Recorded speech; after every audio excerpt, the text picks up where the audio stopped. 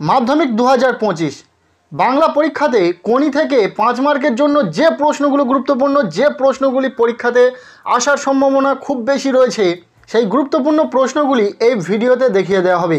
এই কোনি উপন্যাস থেকে মাত্র 13টি গুরুত্বপূর্ণ প্রশ্ন বলে দেব, যে প্রশ্নগুলি যদি তোমার খুব ভালো করে পড়া থাকে তাহলে আশা রাখবো সামনের টেস্ট এবং ফাইনাল পরীক্ষাতে এই কোনি থেকে প্রশ্ন তুমি কমন পাবে। সো রচনাধর্মী যে প্রশ্নগুলি তোমাদেরকে সাজেস্ট করব সেগুলি একের পর এক দেখে নেওয়া যাক। প্রথম প্রশ্ন, আজ বারুণী, গঙ্গায় আজ কাঁচা আমের ছড়াছড়ি। বারুণী কি? বারুণীর দিন গঙ্গার ঘাটের বর্ণনা দাও। এরপর দ্বিতীয় প্রশ্ন, কোনি উপন্যাস অবলম্বনে সাঁতার প্রশিক্ষক ক্ষিতীশ সিংহের চরিত্র সংক্ষেপে আলোচনা করো। এই প্রশ্নটিও অত্যন্ত গুরুত্বপূর্ণ একটি প্রশ্ন। এই প্রশ্নটি আবার এইভাবেও আসতে পারে, ফাইট কোনি ফাইট, উপরোক্ত উদ্ধৃতির আলোকে বক্তার চরিত্র আলোচনা করো। নেক্সট 3 নম্বর প্রশ্ন, তোর আসল লজ্জা জলে আসল গর্ব জলে। কে কাকে উদ্দেশ্য করে কথাটি বলেছেন? এ কথা বলার কারণ কি? এখানে থাকা প্রতিটা প্রশ্নই কিন্তু গুরুত্বপূর্ণ, কাজেই প্রতিটা প্রশ্ন খুব ভালো করে পড়বে। এরপর 4 নম্বর প্রশ্ন, লীলাবতী চরিত্রটি কিভাবে অন্যতম সহযোগী হয়ে উঠেছে তা কোনি উপন্যাস অবলম্বনে আলোচনা করো। এই লীলাবতীর চরিত্রটা কিন্তু ভীষণ গুরুত্বপূর্ণ রয়েছে 25 সালের মাধ্যমিক পরীক্ষার জন্য। প্রশ্নটি কিন্তু পরীক্ষাতে আসার সম্ভাবনা রয়েছে। এরপর 5 নম্বর প্রশ্ন, ওইটাই তো আমি রে, যন্ত্রণাটাই তো আমি, বক্তা কে? উক্তিটির তাৎপর্য বিশ্লেষণ করো। এরপর 6 নম্বর প্রশ্ন, বিষ্ণুচরণ ধরের পরিচয় দাও, তার খাদ্যাভ্যাসের বিবরণ দাও।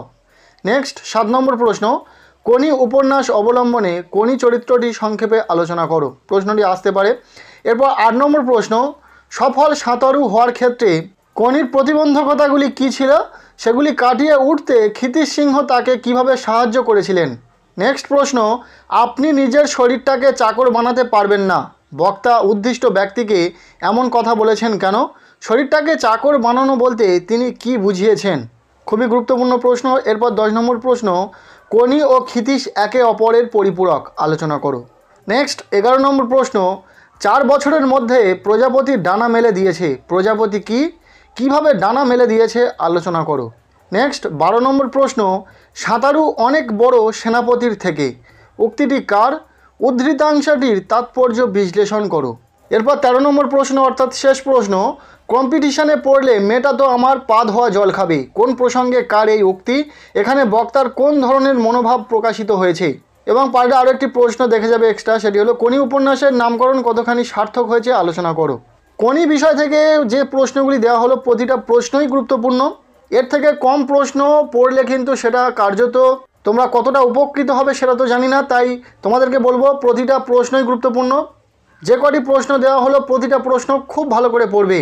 আজকের এই ভিডিওটি এতটুকুই। ভালো লেগে থাকলে লাইক করো, আমাদের এই চ্যানেলে নতুন হয়ে থাকলে অবশ্যই চ্যানেলটিকে সাবস্ক্রাইব করে রাখো।